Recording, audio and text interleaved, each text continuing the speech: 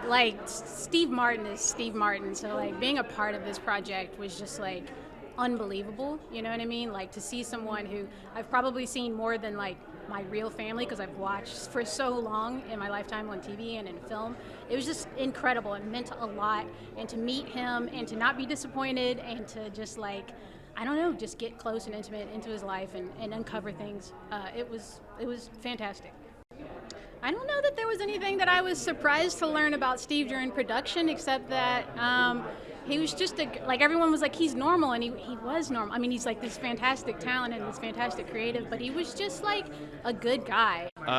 Yes, it was a bit of a surprise to me. I was kind of called to do a Steve Martin play within a documentary, and I was like, yes, please. I've actually been an admirer of Steve's writing for a long time, so to just do a part of the play was a great honor. His writing is, I think what's so amazing about his work is that everything he does is so completely different. I mean, he plays the banjo, he does, all the movies we've seen, and also does amazing stand-up, but also he's a playwright, and his plays are very unique and kind of bizarre and use language in a very unique way, and so I just sort of like tapped into the language of the play and tried to dig into it as best as I could. He's just sort of universally humanly funny, and I think that's what we're going to see tonight is like the beginning, the stand-up part, which is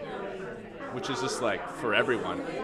Oh my God, huge. Like, I grew up watching Father of the Bride, so this is like an amazing project to be a part of. Steve's life story, how hard he worked when he was younger. Morgan, I've worked with for years. He's such a talented filmmaker. Thrilled to be part of his project again. He has such a vision for how to tell someone's life story, and he's such a fan too. All great. Oh, hearing all of Steve's close friends and family talk about him is just an insight that you don't get otherwise. Everyone has lived with Steve in their lives for many decades, but you don't really get to hear the nitty-gritty. And as we sort of show in the film, not everyone also gets a piece of Steve, so we're really lucky to be a part of that process. He's very meticulous in his craft, and just understanding how he refined his magic act into a stand-up comic act is like beyond thrilling, and how hard he worked to match those jokes and understand like indicators that comedians give is very thrilling. I've always wanted to make a film about comedy. I never had. And when the idea came that I could do a Steve Martin documentary, it was the pinnacle of comedy documentaries for me. I've loved Steve since I was a little kid, and started memorizing his albums. But he's had such an interesting career that I just felt like I could do whatever I wanted with his story. It would take me to places I wanted to go. I mean, Steve's story is really about working really hard at something to achieve some greatness. I don't think he would ever say greatness because he's too modest. But, he says in the beginning of the first documentary, I guarantee you, when I started, I had no talent. Now, I don't agree with that, but I think the attitude that it took hard work for more than a decade before he had any real evidence that he was going to make it, to me is really inspirational. When I started these films, I just went to Steve's house with a tape recorder, and we talked and talked and talked, probably for 16 hours. And that helped me decide a lot about what the story was going to be and what we were going to do. And then we started filming. So it took me in all kinds of directions I didn't expect. Steve is so smart and funny. He's kind of the perfect interview subject, but I don't even think of it as interview because I felt like we just had conversations.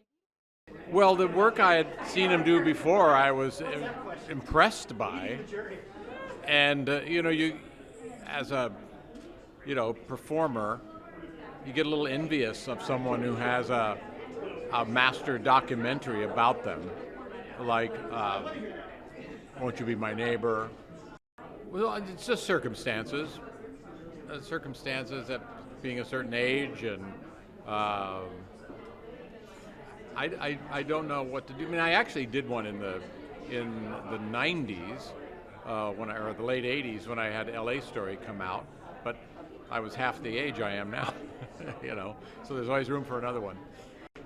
Well, the idea that anybody's interested is a nice thing. But I remember going to an event honoring Clint Eastwood one time, and I was, in the photo line, and I just looked and said, wow, this guy has done so much.